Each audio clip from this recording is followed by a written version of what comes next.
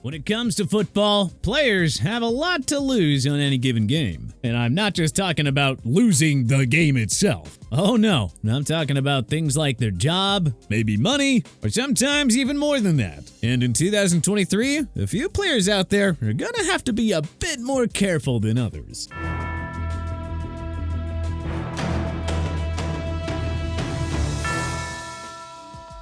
Professional sports, and the NFL in particular, is a high-stakes business. Every year, really, every week, there are millions of dollars at stake. And truthfully, it goes way beyond just the money. Reputation, legacy, all of that is at stake for NFL players. But this year, there's a select group of players who, for one reason or another, are heading into this season with even more to lose than the average player. So let's take a look at NFL players with the most at stake in 2023.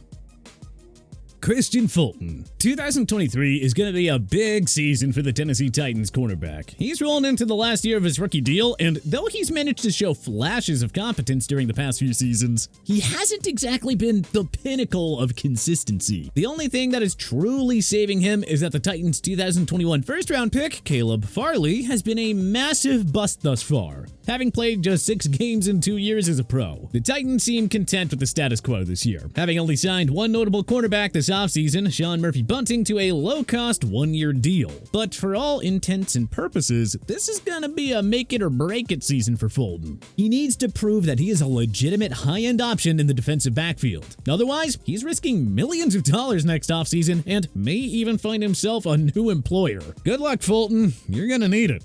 Russell Wilson. 2022 was not Russell Wilson's year, plain and simple. He went into the year with sky-high expectations, having been traded for a king's ransom to the Denver Broncos, who by all accounts had one of the best defenses in the league and were, as they say, a quarterback away. Continuing with the cliches, it turns out that was both famous last words and the kiss of death for Wilson and the Broncos, who had one of the most embarrassing seasons in recent history. Honestly, everything that could go wrong went wrong.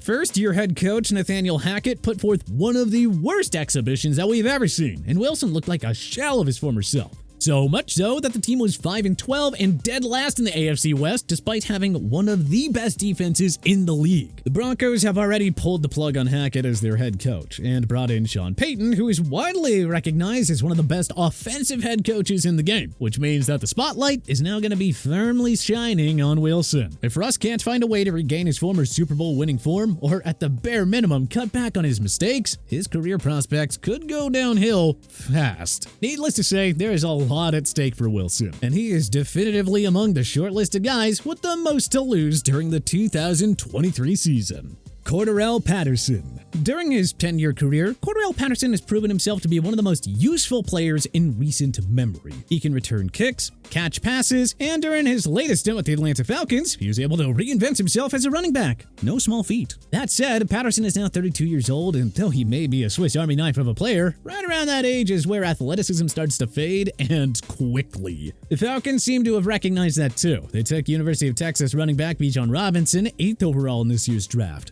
Granted, there are other roles that Patterson can slot into, but it seems that his days as one of the primary ball carriers in Atlanta may have come to an end. You'll have to find a way to prove that he can still be a playmaker at his advanced stage. Otherwise, he may find himself without work after the season, and it could be curtains for Patterson's NFL career. Justin Herbert. Justin Herbert isn't at risk of getting bounced out of the league, nor is he even at risk of losing his job in Los Angeles. But it is high time that the former 6th overall pick out of Oregon truly establishes himself as a franchise-changing quarterback. Because, to this point, he's put up sick numbers and made some unbelievable throws, but he hasn't really had the consistency that you would expect out of him considering the way his name gets thrown around with Patrick Mahomes, as well as the other top young QBs in the game. Herbert also needs to find a way to exercise some of his postseason demons. The Chargers quarterback couldn't even lead the team there during his first 2 years, and once he did make it to the promised land, he was involved, dare I say, accountable for one of the worst playoff collapses in NFL history. Herbert's Chargers were up 27-0 on the Jacksonville Jaguars, and they ended up losing by a final of 31-30. And Herbert's 58.1 completion percentage, 273 yards, and 1 touchdown was a big reason why. Now that he has inked that massive extension that carries an average annual value of $52.5 million per season and made him the highest paid player in NFL history, the kid gloves simply have to be taken off when evaluating Herbert's play. If he doesn't take that next step this season and really deliver for LA, the media is going to be absolutely ruthless with the 25-year-old. Pecton. The Jets have officially pushed all their chips into the center of the table with the acquisition of Aaron Rodgers. Already having one of the most talented defensive units in the league, New York has made a number of big offseason moves to support the future Hall of Famer's transition to New York, like acquiring his former running mate in Green Bay, Allen Lazard, and key skill position players like Dalvin Cook. The one big question mark heading into the season for them is the offensive line play, and a lot of that hinges on whether the Jets' former first-round pick, Pecton, can stay on the field and perform when he is on the field. After all, the 6'7" lineman has played just 15 games since he broke into the league in 2020. That is not exactly the kind of output you'd want from a guy you took 11th overall. Now that the Jets have this tiny window to push for a Super Bowl, the training wheels are coming off for Pecton. He has to step up to the plate, otherwise he'll be out of work in the blink of an eye. Darnell Mooney.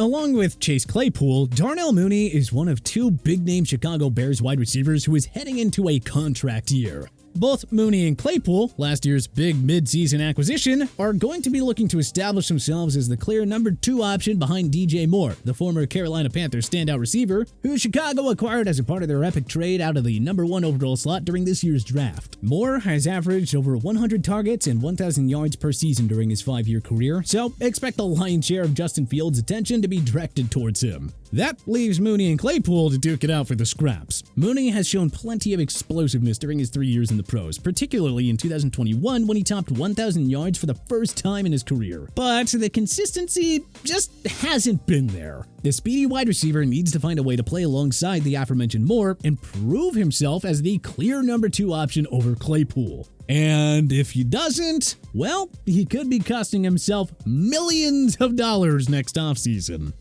Dalvin Cook.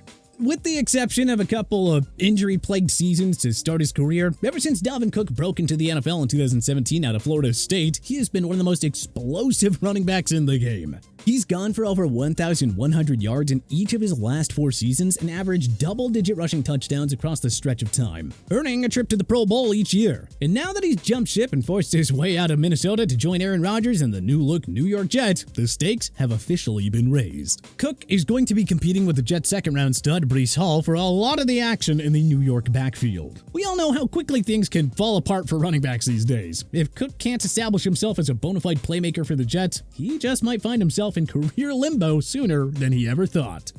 Trayvon Diggs. The Dallas Cowboys defensive back Trayvon Diggs is easily one of the most polarizing players in the game today. And it has been that way pretty much since 2020, when the Cowboys took him 51st overall in the draft out of Alabama. Diggs had a breakout year in 2021 when he led the NFL and tied a franchise record with 11 interceptions, marking the highest total since 1981. The physical cornerback also managed to register 56 tackles and 21 passes defended. With a stat line like that, it isn't a huge surprise that he was able to earn first-team All-Pro recognition. But what is surprising is that despite that massive stat line, people can't seem to agree on exactly how good Trayvon Diggs actually is. This is because Diggs has garnered a bit of a reputation for being a little bit too much of a ball hawk at times, and maybe taking a couple too many miscalculated risks. He also gets targeted a pretty significant percentage of the time for a guy who is supposed to be a top-of-the-line cornerback. Usually, opposing quarterbacks avoid their side of the field like the plague, but that is far from the case with Diggs. Now that he signed that massive 5-year and $97 million extension with the Cowboys, that could balloon up to $104 million with incentives. Other teams are going to be going after him to try and beat him for big plays. And if he can't make those necessary adjustments, it could be big trouble for him and the Cowboys.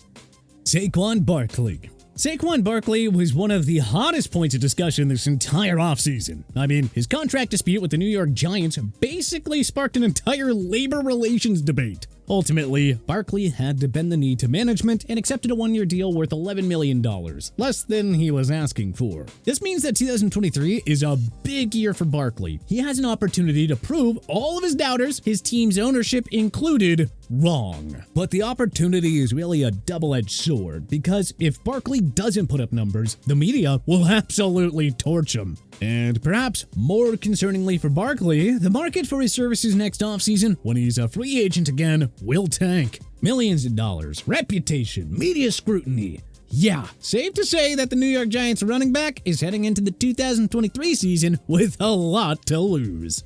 But which NFL player do you think has the most to lose in 2023? Did we miss anyone? Let us know in the comment section below. If you liked this video and learned a thing or two, clicking the like button helps out a ton, and hey, we appreciate it. If this is your first time coming around to TPS though, subscribing is a great idea, because we put out videos like this every single day. But as always, thanks for watching, and we'll see you guys next time.